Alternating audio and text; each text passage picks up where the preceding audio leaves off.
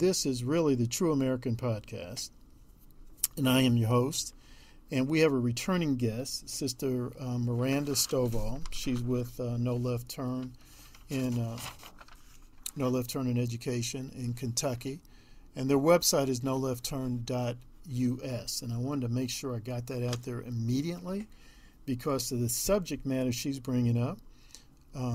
Just before we officially started the interview, she said, this is something we need to be jumping on like right now.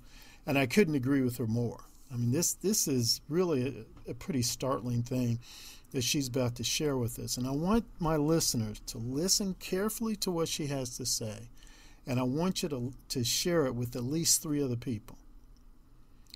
And then you ask those 3 people to ask them to share it with 2 to 3 other people. It's just that important. And again, this is the podcast. The name of my podcast for this interview is The True American. And you will be able to see the recording of this.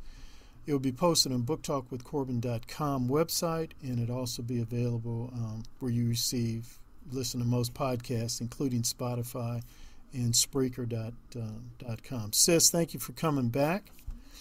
Thank you for having me. Let's do a quick update to brush people up. You are basically trying to get what some people regard as pornographic material removed from public school libraries. Is that correct? Yes. Okay.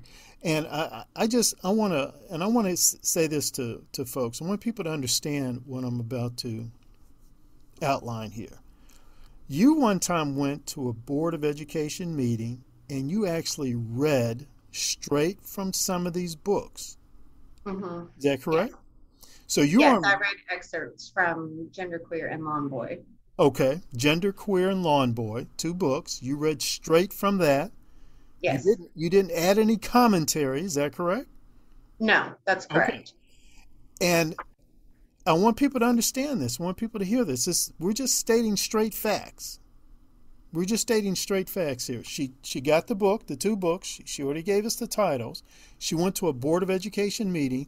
Those meetings are recorded, are they not? Yes. Okay. Yes. So you were reading straight out of the books. Tell me, how did the board members respond to what you were reading? What did they say to you? Well, Dr. Corey Scholl shut me down because the material I was reading was obscene. Stop. Yes. You're reading straight from these books, and these are 2 books that you found in school libraries. Is that correct? Yes, and I did verify through open records requests that the books are, in fact, in the school libraries. Okay. And Corey Scholl, a pastor, I think he's pastor Burnett Avenue. He's someone I have very, very little political agreement with. But he told you to stop reading because it was, how did he call it? Obscene. Obscene, yes. He called it obscene. Yes. Okay. All right. Which has been my argument the whole time. Right. I mean, and then you just went and sat down because it's like, I don't need to say anything more. Yes. Okay. I was actually glad to be stopped because I didn't want to continue reading. There was a little bit more I had to read, but I'm glad that he stopped me. Wow. So. That's powerful. And today, you actually, you had some things to show. Show us. What do you have to share with us? Well, I'm going to kind of walk you through this book, Genderqueer. This is the one that I've been actually appealing right now. I'm in the appeals process of this book for 4 schools in JCPS district right now. Mm-hmm. So I don't know if you can.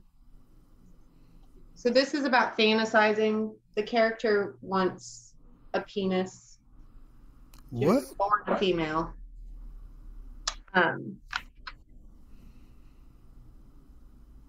This page here, the sister is asking if they've ever tasted themselves.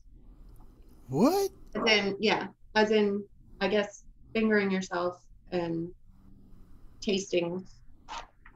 Okay, I'm going to have to pull a Corey Scholl on you. These books, you found this in a school library. Yes. When I first did the open records request, it was in 8 schools. A few of those schools have removed the book, the middle schools especially. But there's 4 schools that are still defending this and saying that it's necessary to be inclusive to kids that might identify as LGBTQ. Are you at liberty to name those 4 schools? Sure. Atherton, Central, Liberty, and Phoenix School of Discovery. Go ahead and show us a little bit more. I've gotten over my initial shock. Let me remove my sticky tab here. So this page over here is they are sexting, and they're referencing a strap-on that'll fit a dildo perfectly. And can't wait to have my cock in your mouth. And then there's the fantasy or the sexting being active. Okay. All right. Folks. I have one more page just to highlight for you, because this is important. Yes. I'm sorry, let me find the page. There's so many pages that you can pick out of this book to discuss here. Oh, right here. Here we go. Okay, so on this page, they're talking about their research, I believe, journey. And they reference right here, kink.com. They went and toured kink.com. Well, I assumed I knew what kink.com was, but I looked it up just to make sure. And it is another site for bondage. Mm-hmm. Bondage Internet Pornography Company. Mm-hmm. A bondage internet. And they run, I think, from what I could see on the internet, kink.com actually runs 5 or 6 pornography websites. This is a book in public school libraries. Yes. We're talking about under 17-year-olds. Yes. We're talking about, like, it's not like in a special section where you got to go there, you're wearing a raincoat, and they put it in a brown paper bag. I mean, it's just right there amongst the other books, maybe on Coretta Scott King or the Civil Rights Movement or something like that. Right there, yes, fully accessible, yes, to under 17-year-olds. Exactly. Mm-hmm. You know, Perry Mason, I don't see how you're going to lose this case. I mean, this doesn't make any sense to me. I mean, it really doesn't. And I tell you, and I want you to respond to this. Maybe I'm exaggerating, but I'm really getting concerned about some of these people in the public school system, that they are insisting that we expose our young people to this kind of literature. They really are. I had to start the whole process with a conference with each principal. That was the starting of JCPS policy for me to go through to remove these books or have these books removed. So I started with a conference to each principal. That took me about a month. And then I went to their SBDM councils So the principal first made a decision, yes, we're keeping the book. They said that to me in writing. Then the next step is the SBDM council. Then they send that to me in writing. And now I am currently in the appeals process, which is go back to the SBDM council, then it goes to the superintendent, and finally to an appeals board that is selected by the JCTA and the PTA. Yeah. And I want to say this too. Most people by this time know I'm a very strong patriot and conservative, but I don't see this as a partisan issue. I see this as clearly a nonpartisan issue. Who in their right mind regardless of what political party you're affiliated with, supports in any way exposing our young people to pornography? I don't know. That's what I was thinking too, is why is this a hill we're going to die on, and who is okay with this? It shouldn't be a debatable issue. We should always protect children's innocence. And that is where parents send their kids to school trustingly. Yes. You know, it's one thing if a child wants to check that book out and they go to their mom or their dad and the parents take them to get that book. Yes. That's on them. What, you know. Right. But parents do not have the knowledge that this book is even in the libraries. You know, I think a lot of parents wouldn't even imagine it. I mean, even in the wildest fantasies, I don't even think they would imagine it. I mean, that's just plain insane to put in there, put in one of the books. Hey, here's where you can go to access hardcore pornography. Period. That's all it is. Hardcore pornography. Yes. Well, can I show you this book that's in a couple of the elementary schools? Elementary schools? Yes. So this one is somewhat educational. It's called It's Perfectly Normal. Mm-hmm. And again, if parents want to use this book as an educational tool inside their household, fine. But kids without their parents' knowledge don't need to have access to this, I don't believe.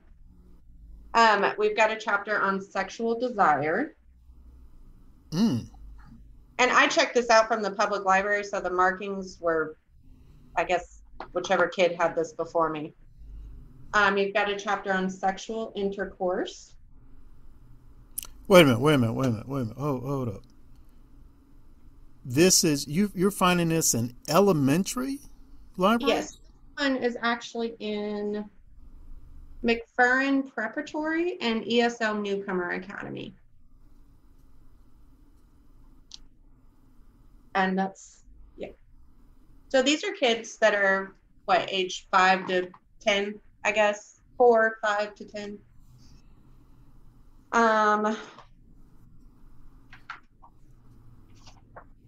then we've got full pages of nudity here. Oh my Lord. Yes. I mean, it just goes on and on and on with the nudity here. When you challenged the schools in that one, what was their response? I haven't actually challenged the schools in this one because the process takes so long. I've been working on genderqueer for, oh my gosh, almost 3 months now. So, yeah. More nudity. Just a couple more pages here that I've highlighted for this one. Here's a chapter on masturbation. Lord have mercy. These are, the boy is masturbating as well. These are elementary school students.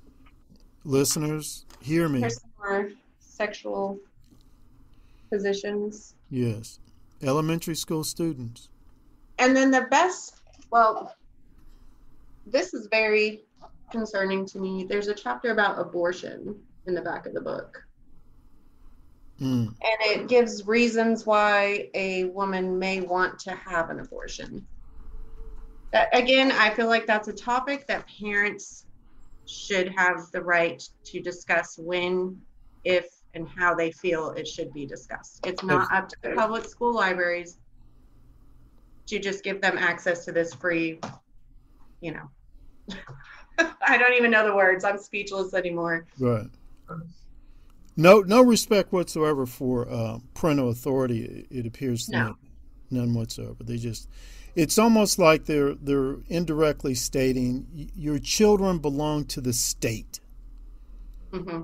Yes. And as I guess you might say, representatives of the state or administrators of the state, we are going to determine what your child should learn. We're not even going to consult you. Right. Because this it wasn't as if the library said, saying to parents, hey, we got these kind of books, they're a little controversial, just want to make you aware of them. If you have a problem with them, let us know and we'll accommodate you. That's not how you found this out. No. All right. And then so the school board members refused to